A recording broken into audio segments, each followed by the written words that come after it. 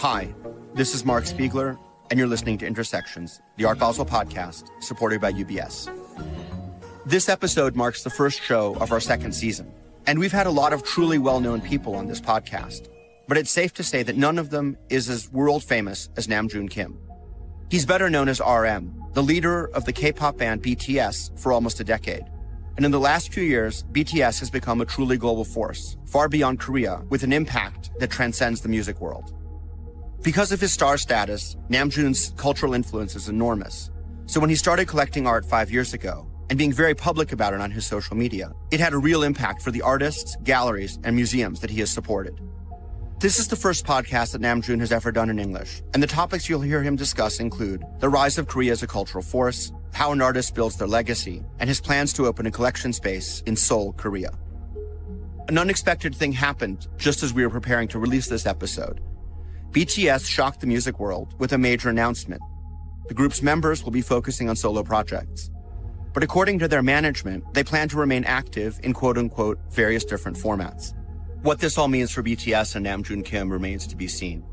But without a doubt, this development casts his highly reflective comments in this interview, especially those concerning personal legacy and solo projects, in a very different light. If you enjoyed this conversation, please review and favorite Intersections wherever you get your podcasts. Thank you. Good. Namjoon Kim, welcome to Intersections. Hi. Tell us where you are today, just to give our listeners something to hang their thoughts around. I'm in Seoul because I live in South Korea, Seoul, and here it's 7 p.m. I'm in my studio. This is our label studio. This is my little studio and a little painting back over there. So, yeah. Let's start at the beginning.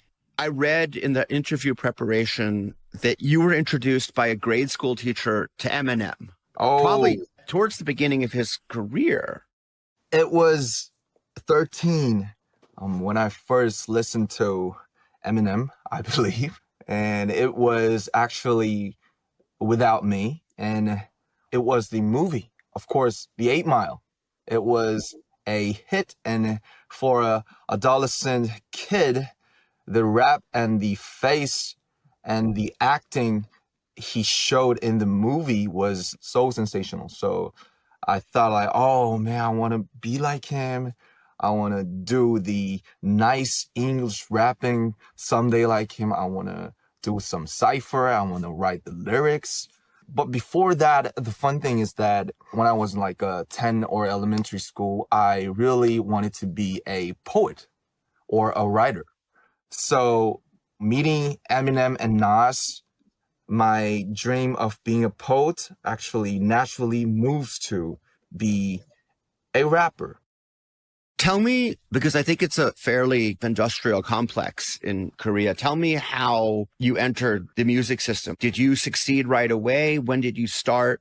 Okay, so I got to know Eminem and Nas in 13 years old, and from 14, I started to write my own lyrics, and there was some online community, amateur musicians and rappers showing their lyrics and their musics. It was really bad, but it was really pure. So I just got into the community, showing my stuff and studio works, and then started my hobby. And I became 16. Actually, I just wanted to enter the system, like you said. I just wanted to enter a underground label in Korea. So I actually set my resume, my music, and then I got in. But the final test was to have a real performance with the musicians.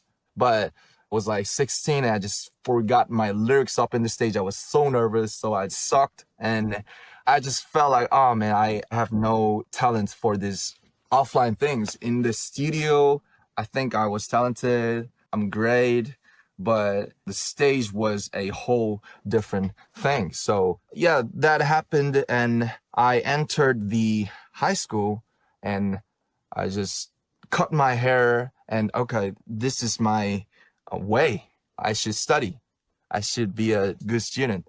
But Destiny is really funny because that performance, I sucked there was a famous rapper in Korea and he saw my performance. He actually laughed at me because I forgot my lyrics, but I think he saw my potentials, I guess, at that time. And he called me later, like, this company, Hype, and the CEO, Mr. Bang, is looking for some young kids who can write lyrics and love rapping.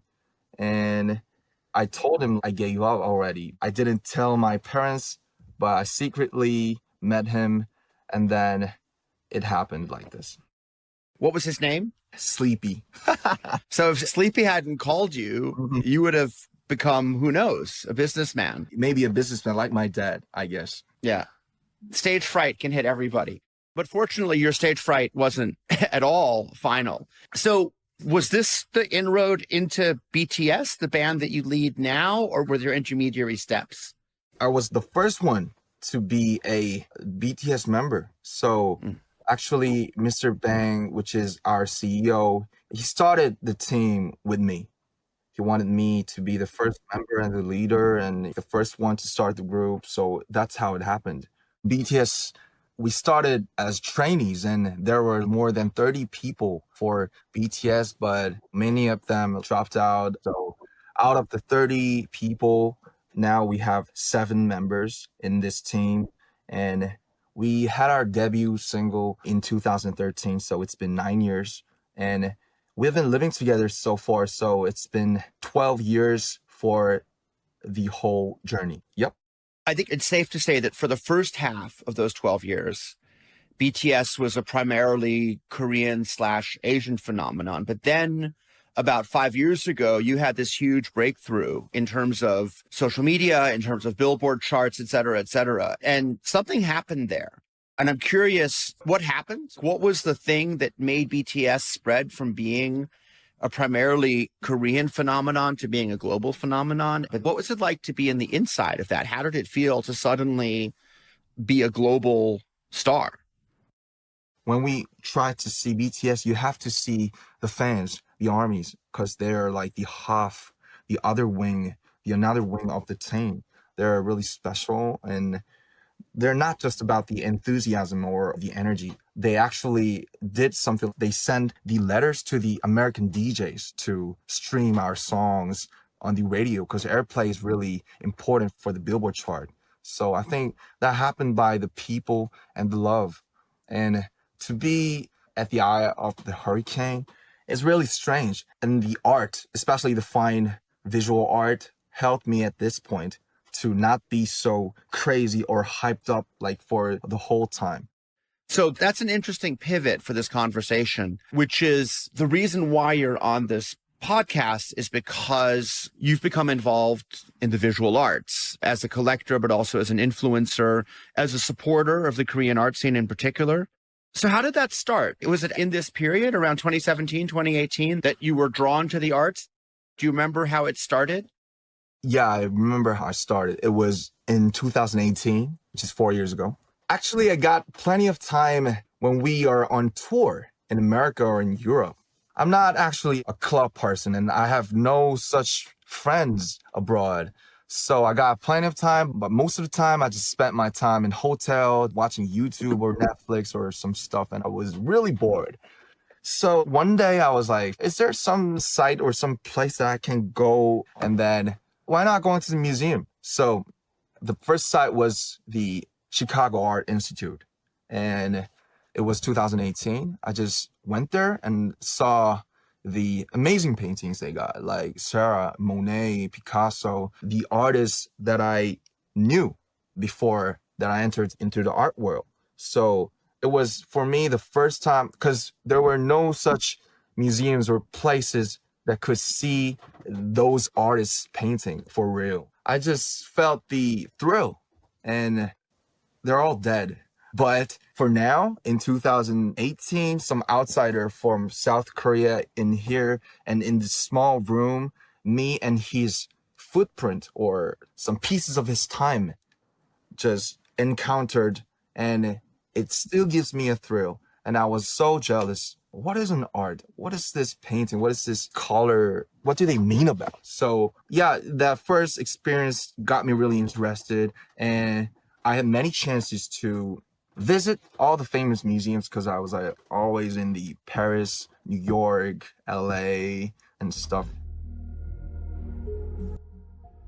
It's interesting, Namjoon, you probably don't know this, and I hadn't realized precisely how this started, but I'm actually from Chicago. So the Art Institute was also one of my first museums. Oh, really? Yeah, Wow. absolutely. Yeah.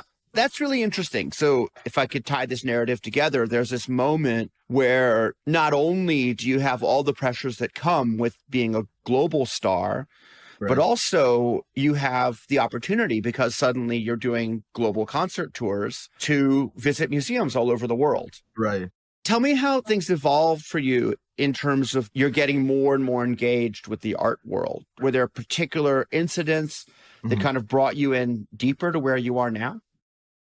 The moment from 2017, the Billboard Music Awards, it was in May. So it's 5 years ago from now. And as time passes by, we were involved in the major music industry, like the Grammys or the BBMAs or the AMAs or CBS, NBC, Jimmy Fallon, Kimmel, Ellen shows. So those things were my bucket list when I was young, to see the actual Grammys and meet the great artists like Drake. I even met Nas, which is my idol, and the people who I always see on the TV and YouTube. Firstly, was so unbelievable. But ironically, I found myself, my roots in America, I think. I realized myself as a born Korean in the hotel in Los Angeles. Oh man, I couldn't leave my country. As time passes by, more and more I got to miss the country, my home, my friends. So firstly, I was like wondering, why can't I name any one Korean artist in this visual artwork? I can name thousands of Korean musicians myself, but I couldn't name one single Korean painter. So I was like wondering. And after I came to Korea, I started to visit lots of museums in Korea. Korea is a small country, so there's not many museums or great galleries. But when I have time, I always visit the museums and the galleries in Korea. I started trying to research, is there any Korean artists I can respect or I can get inspired as an older brother, as a father for this art world? So that's how it started. What was the first artwork that you bought?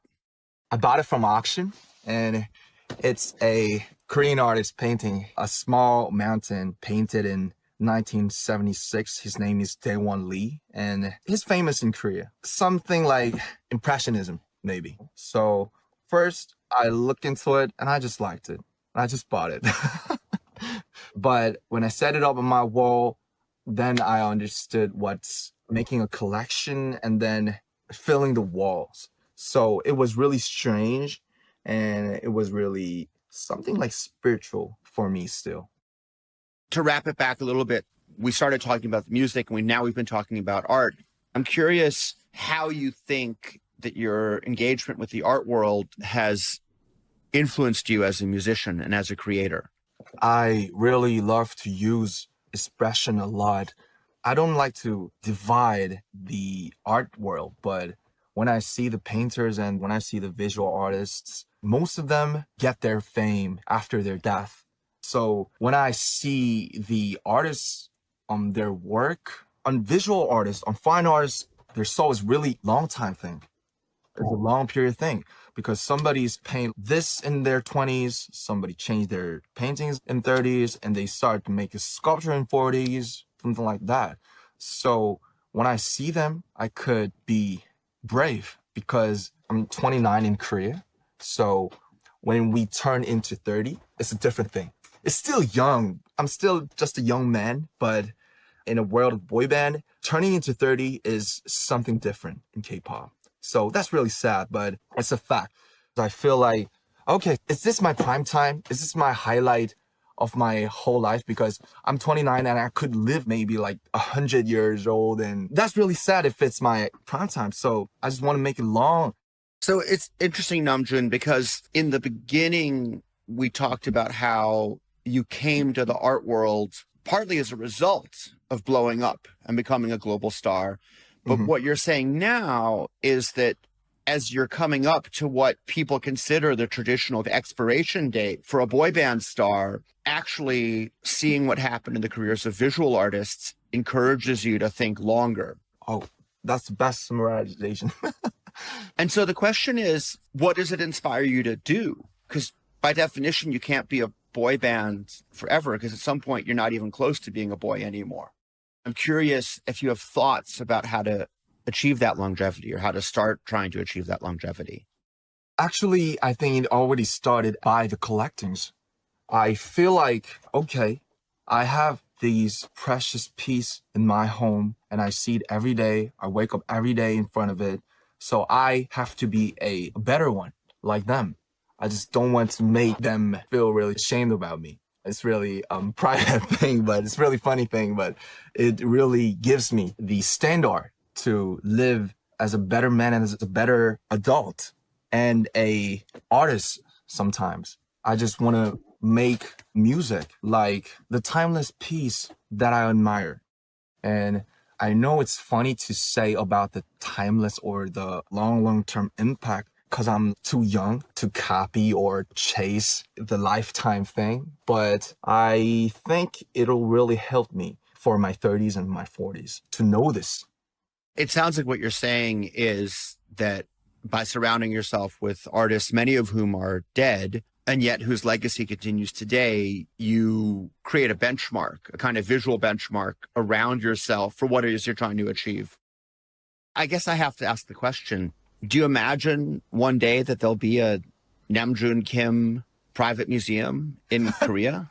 So museum itself is really complicated, right? They need the curators and the exhibition. This is my first time actually saying this, but seriously, I'm planning to make a small space of my own private collection and just make the cafe in first floor and set up my collections in second floor and third floor. Just people could always see the collections when they just wanted to see them. Because when people come to Korea, and it happens for the Koreans too, we cannot see the great Korean artists because there are not many museums right now. There are not many galleries right now. So I just wanted to make my own sometime.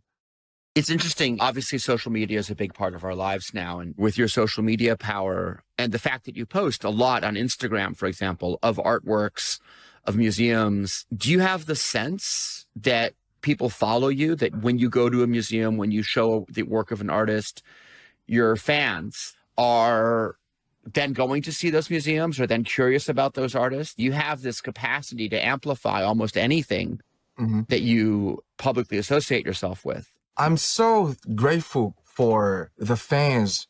They admired my posts and the taste. So actually, I think myself as my Instagram account and the post is kind of like a curation already, because I always upload the posts that I really liked about the exhibition or the museum or a site or a gallery. And people, the fans, visit after me when I post it. And it's really great that people could love one's taste and actually be there, visit the museums and see the arts. And when 300 people see the same artwork, they have 300 different feelings. So someday I just wish to maybe share the thoughts about the art and, of course, my collection too later. To broaden out the conversation a little bit, whether you're looking at BTS or the film Parasite or Squid Games or Dansequad, the movement from the 70s, which became very prominent 4 or 5 years ago in the market, it's been a very strong moment on the global cultural scene for Korean culture. And I'm curious if you have any thoughts as to why that is. So Korea is a strange and unique and interesting country because we had the horrible war in 1950s, divided into the North and South. It's a really small country. In 60s, we were a country who gets support by the other nations. But 50 years later, we have changed the positions by supportive to a supporter.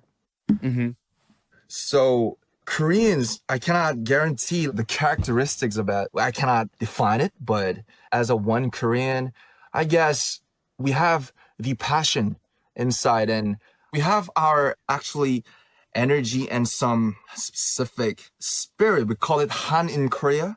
I don't know how we could say in English, but after the war and the victimizing of our parents and the grandparents, those time, 70 years made the 2022 of Korea right now, I guess.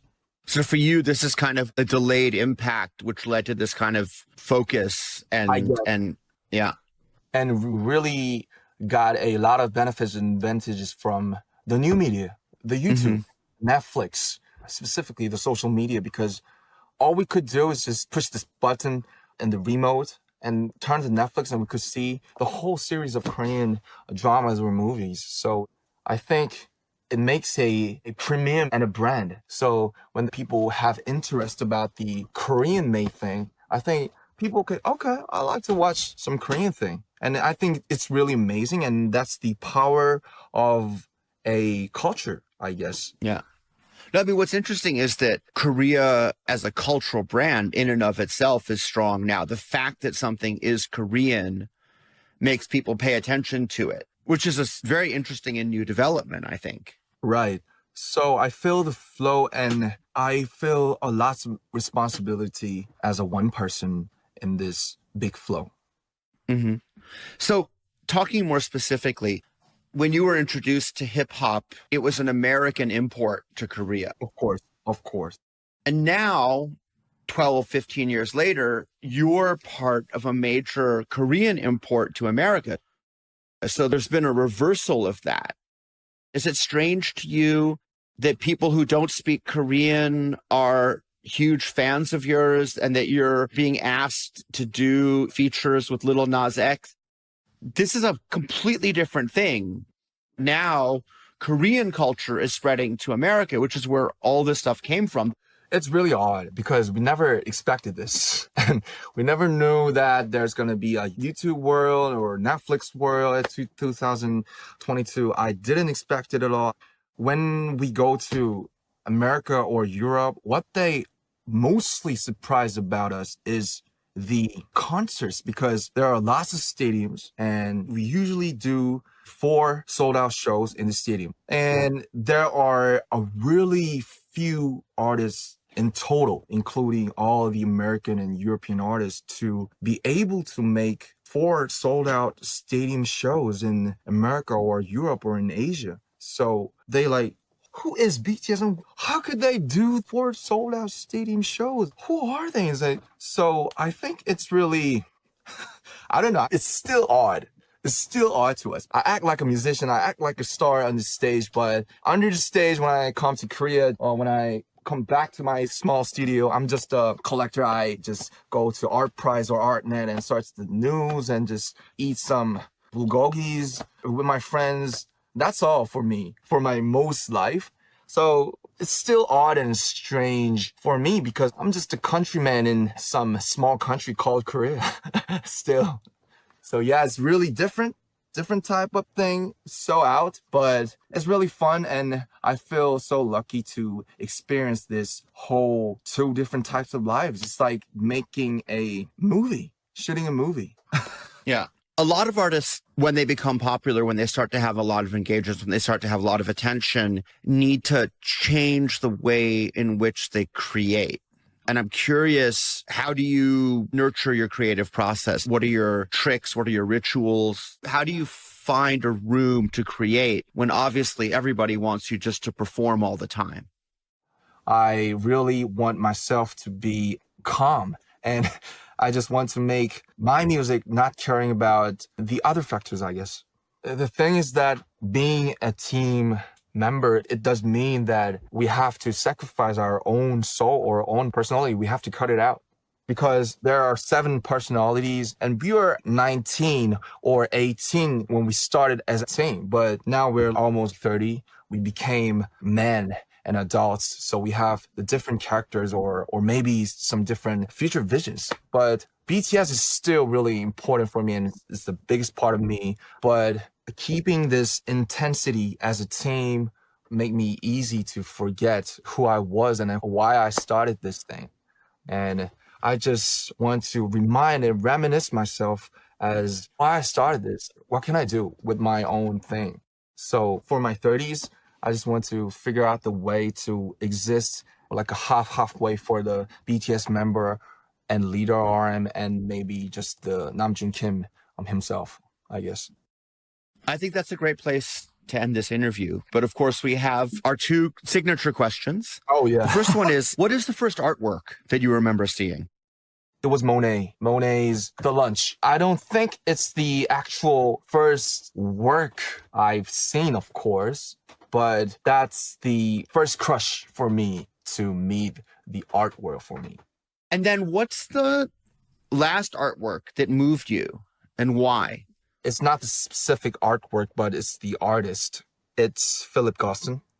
I felt really attractive to his pink-red colors for the first time, but I didn't know he started his career as one of the abstract expressionism with Rothko or Pollock. He was one of the important member of the team, but not like the others. He bravely changed his whole world.